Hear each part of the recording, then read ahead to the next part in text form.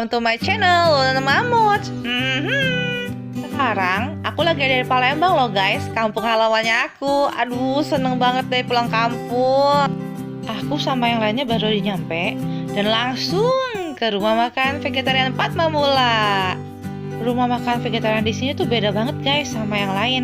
Di sini tuh variannya banyak banget, dari snack, ya kan, iseng kan, cemil-cemil, kiamboy, makanan berat, makanan ringan, kue-kue, lengkap pokoknya ada di sini. Dan rasanya itu loh, kalau untuk sayur-sayurannya sendiri ya, itu endul banget. Mulai dari yang light ya, kuah-kuah ya kan, asam-asam, pedas, di sini ada lengkap pokoknya.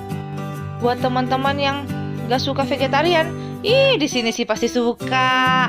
Soalnya apa? Bumbunya tuh loh, ya ampun, medok-dok-dok gitu, rasa Nusantara gitu. Aduh, pokoknya suka deh. Pagi-pagi kesini juga bisa, say. Banyak kue-kue, enak deh, ada pia-pia, kue-kue khas Palembang gitu. Ada juga yang buat vegetarian. Di sini tuh tempatnya bersih, terus ada menu-menu khusus di hari-hari tertentu. So check it out.